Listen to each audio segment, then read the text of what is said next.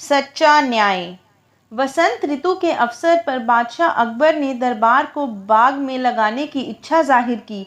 तुरंत ही बाग में दरबार लगाया गया, जहां बादशाह सिंहासन पर विराजमान थे। अकबर के पास ही बीरबल बैठे हुए थे, जो बादशाह की सम्मति लेकर न्याय कर रहे थे। न्याय का काम 5-6 घंटों तक होता रहा।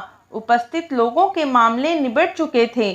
तभी एक व्यापारी आकर अपनी अर्जी अकबर बादशाह के सामने रखी। उन्होंने बीरबल से उसे पढ़कर सुनाने को कहा। अज्ञान अनुसार बीरबल अर्जी पढ़ने लगा। प्रतिष्ठा की पंक्तियों के साथ अर्जी में लिखा था, मैं अजमेर का रहने वाला हूँ। देश विदेश में घूम घूम कर माल खरीदना बेचना मेरा काम है। पिछले दिनों मैं बंग देशार्तंग डाका नगर पहुंचा था। मैंने वहां एक सौदागर के पास एक राजहंस देखा तो बहुत सुंदर और गुणवान था। उसके पर सोने के सामान थे। मैं उनकी सुंदरता का वर्णन नहीं कर सकता। उस राजहंस को आपके महल में रहने योग्य समझकर मैंने उसको मुंहमांगा दाम 1000 रुपये देकर खरीद लिया। उस राजहंस को मैं एक पिंजरे में बंद करके यहाँ लाया तथा अपने कमरे में टांग दिया। वह पिंजरा हमेशा वहाँ टंगा रहता था। आज जब मैं अपने घर वापस आया तो मुझे पिंजरे में हंस नहीं मिला। मुझे शक है कि मेरे सेवकों ने उसे मार डाला है। मैं प्रार्थना करता हूँ कि उसकी खोज कराकर अपराधियों को दंड देकर न्याय करें। इस फरियाद को सुनकर अकबर बादशाह ने उस व्यापारी के नौकरों को राज दरबार में लाने का आदेश जारी कर दिया।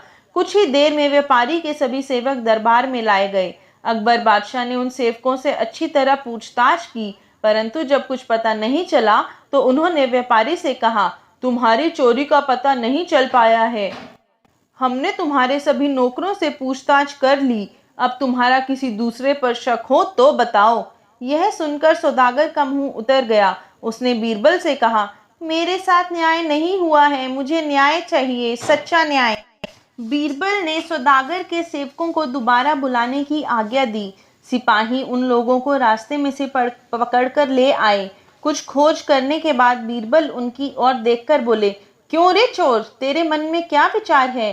पक्षी को मारकर खा गया और अब उसके पर पगड़ी में छिपकर दरबार में आया है। वाह, तारीफ करनी पड़ेगी तेरे साहस की। इतनी देर से तो तूने स्वीकार नहीं किया, परंतु अब बोल, क्या कहता है? बीरबल का इस प्रकार से कहना सब दरबारियों ने सुना। सौदागर के सेवकों में पक्षी चुराने वाला भी था। उसने अपने मन में विचार किया कि कहीं मैं भूल से अपनी पगड़ी में पंख तो नहीं रख लाया हूँ। यह सोचकर उसने धीरे धीरे पगड़ी पर हाथ फेरना शुरू किया। सब लोग नौकरों की तरफ देख रहे थे, परंतु किसी भी की भी दृष्टि उस चोर पर नहीं पड़ी। बीरबल ने उसको ताड़ लिया। उन्होंने उसके सिवा सबको छोड़ देने की आज्ञा दी। फिर बीरबल ने उससे अनेक प्रकार से प्रश्न किए, मगर किसी तरह भी उसने चोरी करना स्वीकार नहीं किया। तब उसको पीटे जाने की आज्ञा दी गई। यह सुनते ही उसने डर के मारे तुरंत अपराध स्वीकार कर लिया। बीरबल की इस बुद्धिमत्ता से न सिर्फ बादशाह बल्कि व्यापारी भी बहुत प्रसन्न हुआ।